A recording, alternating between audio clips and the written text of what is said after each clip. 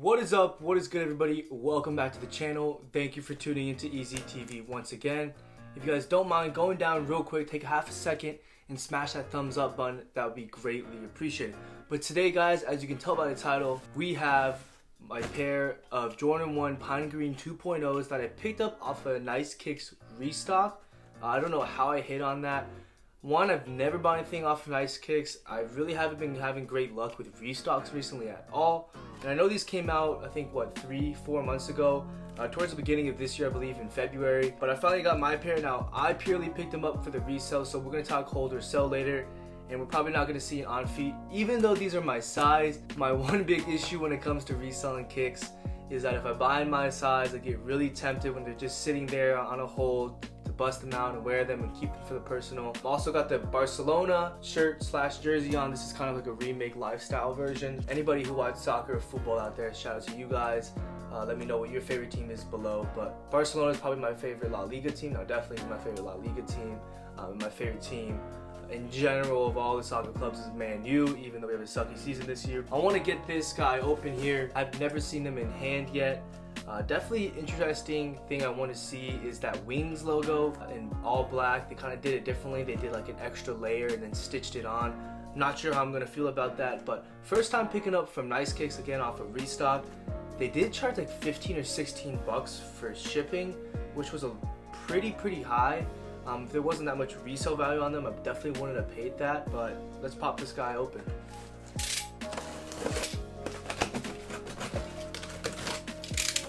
First thing in the box, NiceKicks sticker, kind of in a Supreme BOGO type font. We'll throw that on the sticker board. NiceKicks, Los Angeles, San Francisco, and I believe, yeah, Austin. Long live the thank you note. Tag. My size 10, as I said. And let's take a look at these, Johns. Woo. So here they are, guys. Jordan 1 Pine Green 2.0s. Take a quick little overview around them. Like I said, these came out a few months ago. You guys have probably already seen a lot of reviews on these. Again, I'm just going to give my quick little review and we'll talk hold or sell on these. Let's talk about that Wings logo that I wasn't sure how I was going to feel about, because in pictures I really didn't like it at all, because from far away, like the distance you would look at someone's shoes if you were wearing them out and about, I feel like that just looks like a black blob. But up close, it's actually like a glossy black Air Jordan on top of the leather. As you can see, they're kind of shimmies. But again, I'm not a fan of the switch up here. I'm a fan of how they usually do the Jordan 1 Wings logo. For example, the NYC to Paris joints. This is just an example, but this is how they usually do the Wings logo.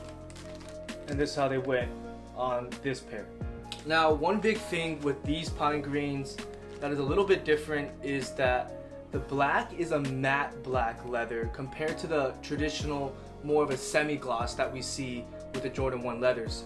Something like the green here, how it's like a semi-gloss versus the matte black. Now, I'm actually a huge fan of matte black. I think when it's used correctly, it's a great piece to any aesthetic. But here, I think it's fine. I think it's really cool. Now, they do go with this tumble texture all throughout on the leather. Now, when we talk quality, I know a lot we talk for that tumbleness and things like that, but I think that's really more of a generalized term, because a lot of these companies, when they are doing a tumbled leather, that's something they actually put on the leather afterwards in a somewhat, I guess, quote unquote, artificial way.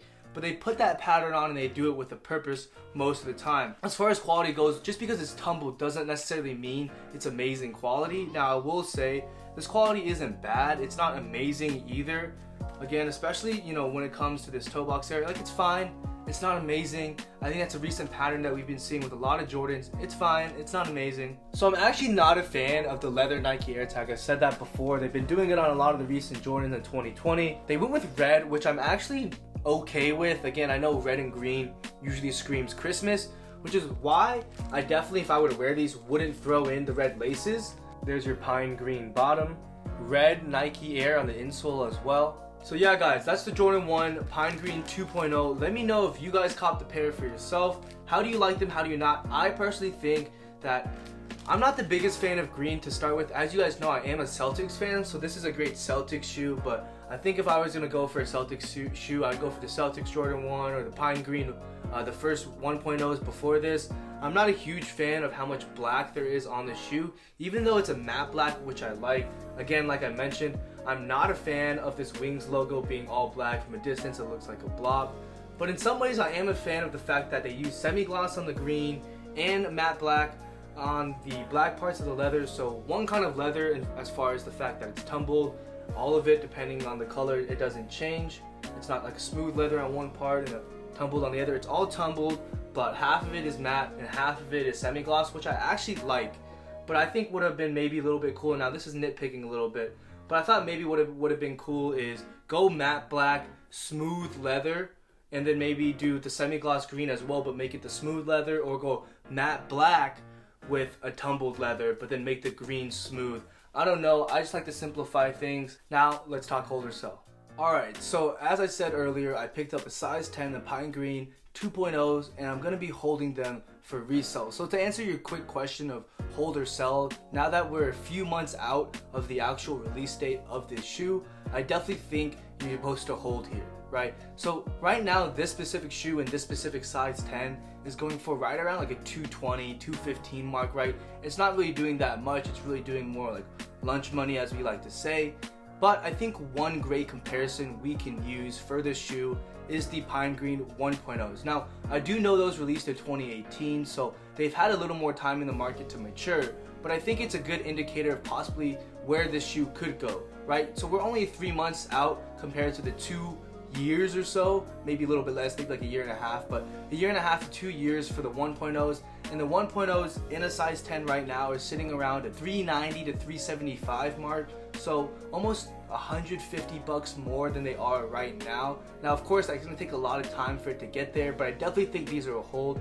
I won't be selling right now for the Pine Green 2.0s. If I really do need the cash later on, these are gonna be an easy move for me, as far as the fact that Jordan 1s always sell pretty well, on top of the fact that I'm in the Boston area, and so people might be more attuned to a color like this just because there may be more Celtics fans. But I want to make sure that as much as I draw parallels to the stock market in all of my holder sells, there's one key difference between the sneaker market and the stock market, and that is because sneakers are a physical good. They do have a lifespan in some way, and what I mean by that is once shoes start to hit that 5 to 7 year mark is when, one, they possibly start deteriorating and the materials become a little loose and a little old and outdated, and so they're hard to wear. If you ever seen people wear like Jordan 4s from like 7 years ago or something, they'll put their foot in and a dead stock pair and the midsole will just crumble. So there is a lifespan on the physical good compared to a stock market. But on top of that, shoes re-release and new versions of it come out. So for example, we might have had the Pine Green 1.0s release in 2018, and although they're not exactly the same, these came out just a few months ago, and of course that's maybe gonna hurt the market of a similar colored shoe a little bit, although I guess sneakers really are more of a preference kind of thing than something as simple as that. But those are two key concepts I want to make sure that we understand here, whether you're a stock trader or not, or if you're just someone who resells sneakers, because in my holder sells, I do draw a lot of parallels to the stock market, but I also want you guys to know that the sneaker market isn't exactly the stock market. There's a lot of things that are a little bit different. There's a lot of variables that you have to account for that you don't necessarily have to account for with something like a stock of a company. Now, how long am I going to wait? I'm not exactly sure, to be honest, right? I know I can make a profit no matter what, essentially. Essentially, from this point forward, I know I can make a $20, $30 profit. It's just asking myself, how much of a profit do I want to make? How long do I want to have my, let's see, 185-ish sitting into these shoes, since I had to pay for a little more for shipping? How long do I want to have to let that money sit in this pair of shoes before it moves on to something else? And I think this is a shoe that also goes better for the fall season. So I could definitely see myself moving these around the fall time. Hopefully they're up a little bit more towards the 260, 275 range. Now, I do think that I am a little cautious, again, with the stock market and the sneaker market, because I think COVID affects both, although maybe slightly differently, definitely affects both. I think something as big as a pandemic like that, I think, as all of you know, have affected your day-to-day lives, especially if you live in the United States recently. So I do think that right now, people are starting to get their hopes up a little bit. Markets are reopening, places are reopening, business is resuming. A lot of people's jobs are restarting, allowing for people to have more capital to buy extraneous goods, such as a pair of sneakers that they don't necessarily need but they may want. But I do think we should be wary of a second dip of sorts in a market. I think that we do have to be a little bit cautious when it comes to not only the stock market but the sneaker market as well. Evidently, over the past few months, as COVID has been hitting, people have had less expensible income, so they really need to spend their money on things like groceries, things like their rent, things like their lighting and utilities, right? So there's not really room for sneakers. So we did see that affect the market a little bit. That also means that when the market may have a second dip, that might also affect the sneaker market as well. I do think a lot of the rallying we see in markets in general right now is due to the fact that places are reopening and people are getting encouraged by that sign. But I do think along with places reopening, we need some time to see exactly how that affects the numbers of people who are infected, the number of people that are dying. And with that information, it could actually make the market start tanking as well again, because we may see a shock increase in the amount of deaths or the amount of infected. So I do think we should be a little bit cautious. I do think it's very possible that there could be a second dip. Now, who knows? You know what? This is something like we've never seen before. Who knows? Maybe it dips a little bit and we'll just start rallying again and it will be fine. But I do want to be super cautious of that. I want to make that noted because I do think a lot of people, not only in the stock market but in the sneaker market as well right now, are buying, not really looking forward to the next 3 or 6 months and see how that really affects what they're doing right now. A common thing that is said in stocks is time in the market is greater than timing the market because of the nature of the stock market.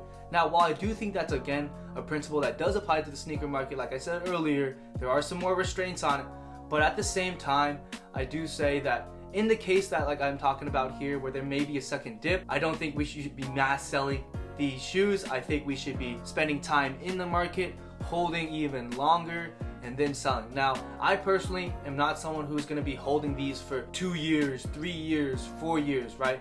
I like to move physical goods relatively quickly because one, they're a physical good that can deteriorate over time, like I mentioned earlier.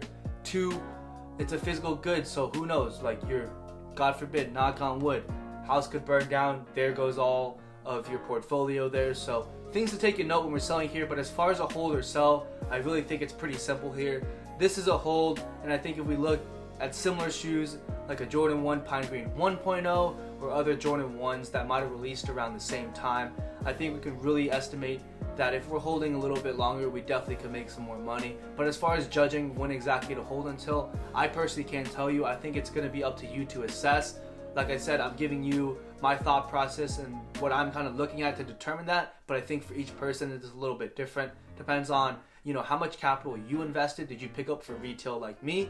Did you get in a little bit above retail? Hey, maybe you get in right now at the price that it is right now at the 210, 220 mark, and then you're gonna hold. So from there, do what you're gonna do. Let me know in the comment section below what you do plan on doing if you're holding. How long are you holding for? If you're selling, let me know why. I'm not saying selling is exactly bad. Again, do what is best for your situation. I cannot mention that enough.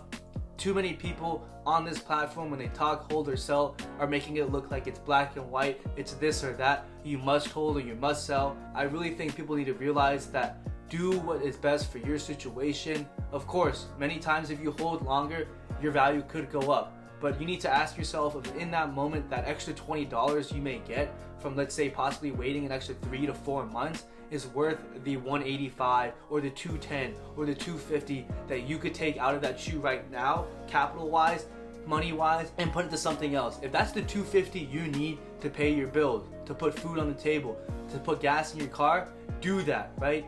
This isn't more important than that. This is a way, at least for me, right? Because I'm not keeping these for my personal. This is a way for me to invest. This is a way to keep an investment. And what do I use my investments for when I end up profiting? Those essential things first and foremost, right? When you're investing, those first things that you're going to use profit for is to pay the bills, to put food on the table, to pay for groceries, to pay for gas, things like that, right? So when we're viewing in a hold or sell, we need to remember that we're viewing as an investment. We're not viewing as a personal item like the ones that you're keeping for your personal that have maybe sentimental value attached to them, or maybe it's just a hobby or something like that. right? I'm all for the fact, sneakerheads, love of the game, love of the sneaker game. I'm all for that, but we have to remember to delineate the two when we're talking hold or sell resell and when we're talking keeping for the personal. I'm not saying everybody has to view shoes as an investment. By no means am I saying that, right? For the most part, shoes that I keep for my personal really aren't a great investment. I'm wearing them, I'm deteriorating their value. But again, I just want to be clear that when I talk hold or sell, that's why I'm so stern on mentioning it as an investment. But when I'm talking for your personal, if you love the shoe, do what you're gonna do. Hey, if you love a shoe and you wanna pay whatever the market price is right now, even though it might be high, do that. But as far as an investment standpoint, we could have a whole different conversation on that. But with that being said, guys, again, if you could smash that thumbs up button, if you enjoyed some of this content and want to see more hold or sell videos, definitely consider subscribing. But for now, guys, just take it easy.